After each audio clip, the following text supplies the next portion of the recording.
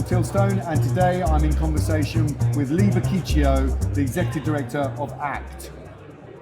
Leigh, welcome to the Festive Road Recording Studio. Thank you. Happy to be here. It's our pleasure.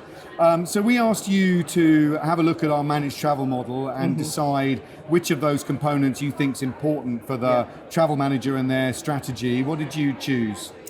So I actually chose data, well-being, and teams. You've gone three. I got three. You're the first to go three. So, three. Okay. You want to do those together, or should we go for one and then the other? No, I mean, I'll just explain why. So, okay. Yes, please. Data, I think to measure your program, the success of it, you need to have the right data. Yep.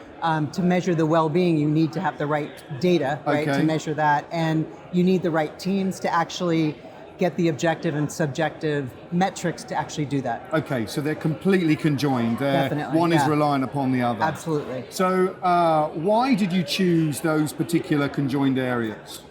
So historically, I think we've done a great job of measuring spend analysis, booking, compliance, all that type of stuff. Yeah.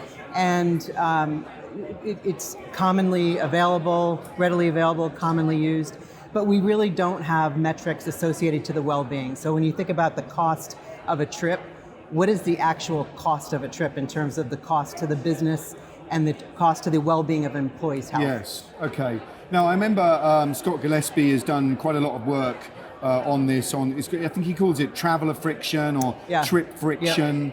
Yep. So do you envisage that actually you can somehow use logic to create a hard and fast measurement of the impact of every individual trip, or is it about something sort of more macro than that? I mean, I don't have all the answers, but there could be an individual metric and there could also be a macro. Yeah. I mean, I think that there is a lot more data available today that we don't leverage. Yes. And HR data, there is a ton of data in the systems that are available today that you can use, that you can create a metric around it. And that obviously requires probably more of a link between travel management and HR.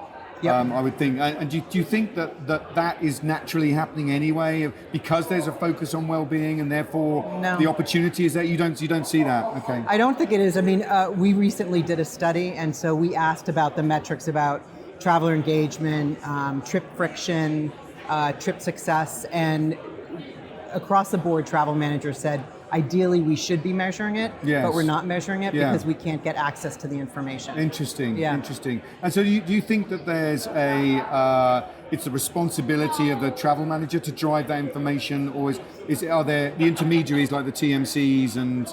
So, I mean, I think there's things today that travel managers can do, and we've outlined a bunch of different suggestions that they can really look at to start getting some of that information. But I think overall as an industry, I think groups can come together to create sort of a set of a rubric of metrics that we could use across the industry wide, just like we do for the things that we measure today. And once they've got that data, I guess the next thing is, what do you do with that data? So do you technology? Do you think that I mean, one is kind of measuring the overall impact of the decisions you make as an organization on travel policy, like whether you force people to fly economy or coach rather than business class. Do you think you might envisage, for example, that people at some point they're required not to travel anymore because they've hit a point where their well-being has been affected because you can now measure it? I mean, it could be, or they might, or if we had the technology that you could make an on-the-spot decision to say, okay, Paul is getting ready to hit traveler burnout. Yes. We need him to do this deal. Yes. We're going to authorize him to go to business class. Okay. So he's getting to a point where we have enough data to say we're at risk of this, of the business, right? Because it's not just, it's your health, your well-being, but also the business itself. Yes. That would be really powerful, wouldn't it? Absolutely. I mean, you can imagine if you worked for a company that took that amount of effort to apply that logic, how you would feel treated as an individual employee of that company.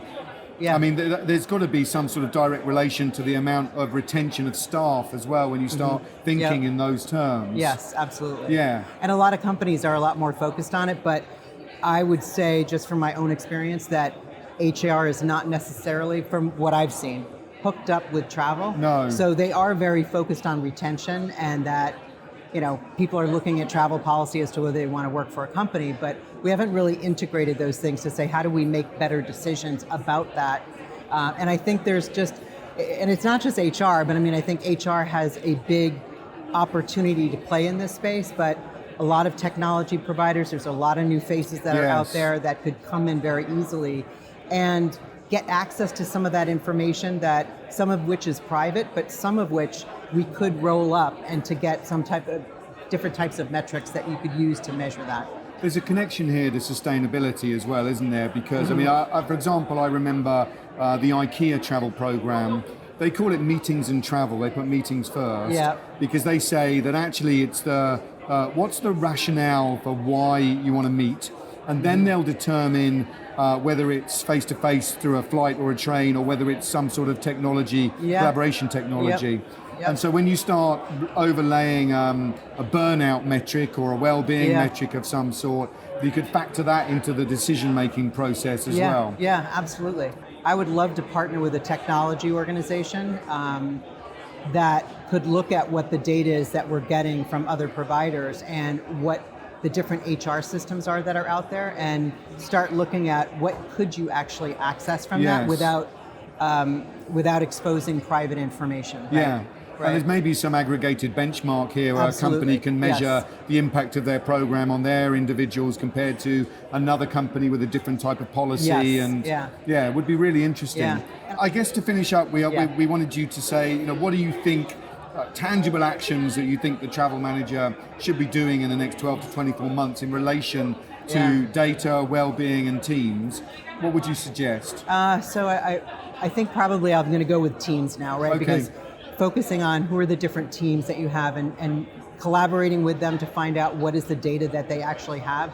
And I would say HR should be a priority. Okay. Because I think there is data that's readily available that they could access, and start looking at what's available there. And then I think we've outlined, I don't have all of them on top of my head, but other areas that they can look at in each of those things, of different type of data that they could leverage, and see if they can start building a metric or a baseline within their own company's organization. I guess given that you sort of believe that there isn't enough conversation between HR and travel, actually what you're creating is a template for dialogue, at least as a start point. Yes. And I don't know, but I would imagine that HR would really welcome the right dialogue with travel, given that we're becoming more mobile businesses in the world. It's becoming more and more important. I mean, just look at the coronavirus and the impact on people and well-being. And there was some really interesting sort of very jolted decisions being made that don't have the data to say what the impact is on people, and that's got to be welcome, I'd have thought. Yeah, and I don't think that it's at the top of HR's list, but I think if they understand that what the benefit to them, because they're all about hiring the right people and retaining the right people, I think that they would welcome that discussion. Okay. Absolutely. Well, thank you very much for joining us on the stand, and you've enjoyed the show, I think, so far. Absolutely. So thank you very much. No problem. Thank you, Leigh. Thank you. Okay.